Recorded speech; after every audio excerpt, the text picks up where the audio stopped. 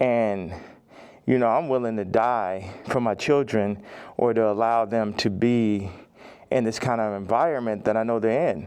And what I noticed on the comments, they always used to try to, like, for the past 10 years, they used to try to write me off. Oh, he's so crazy, he's so crazy. I'm seeing the comments is now like 60, 70% like, yo, he's just telling you exactly what's going on. He's just the only one that's in a position to be able to do it, because I don't have any brand sponsorships. It's like I'm past cancel. So these people out here, they toying, they playing. It's interesting.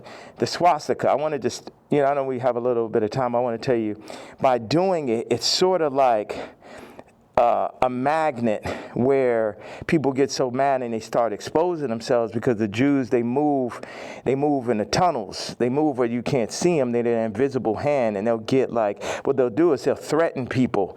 Oh, we're going to take your tours away. We're going to drop your artists. You got to say this. You like, how many people I stand with my Jewish people, 3 years ago. And what I did is I stood on it this time. I never backed down. That's my whole thing. That's why I was mad about removing, that somebody taught me into removing that Jay-Z tweet, because it was just like, nah, the whole idea is no matter what, I'm not going to back down. So by doing a swastika chain, it then ruffled some feathers. And then I really saw the comparison of me and Puff with the Diageo and the Adidas situation. Yeah. Regardless if they could have locked me up for taxes or not, they wasn't playing fair. Like, okay, cool, fair deal. You did good, we did good. It's like, no, you leaving with nothing. We have to destroy you. Even though they came and used us to tap into the culture and make money off of black people and people who enjoy black culture. If we said, like, yo, you doing this wrong, you stealing my style, you taking all of my employees, you taking Jerry Lorenzo and making him do my same designs as he's the agreeable Kamala nigga. They started lowering the budgets for Puff. So I related to Puff, and then they pulled out a video with him and Cassie from 10 years ago.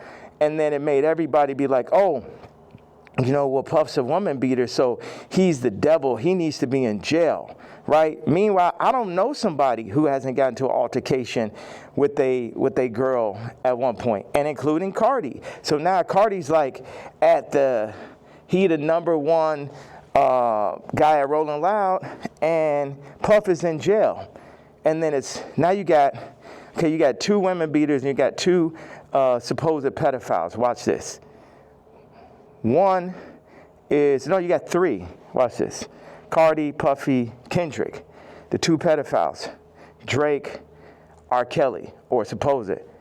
Puffy and R. Kelly are in jail with Drake 5 years from now, or however long, when they feel like they really want to get that boy up out here, they're going to play the Kendrick song.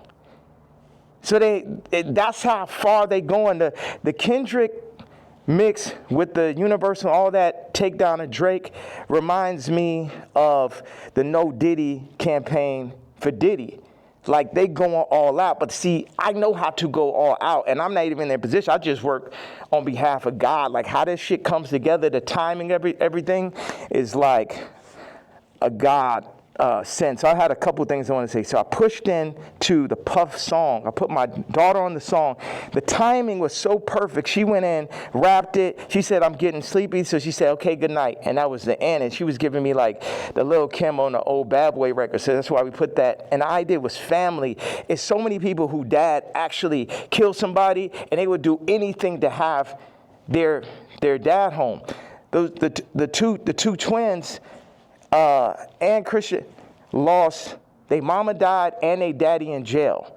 And everybody running around listening to murder music, right? But being like, Puff is the enemy. And when I see all these videos, all tapes, everything, Puff more like my twin. Me and him got into it because it's just like I'm telling these top 5 niggas, it's like, yo, actually we probably could be friends, but nigga, you ain't bringing none of that shit over here, nigga. Y'all niggas ain't as crazy as me. And that's why I asked Puff back in the days. It's like, man, how you just made it through all this Suge Knight shit? He's like, I'm the craziest one, nigga.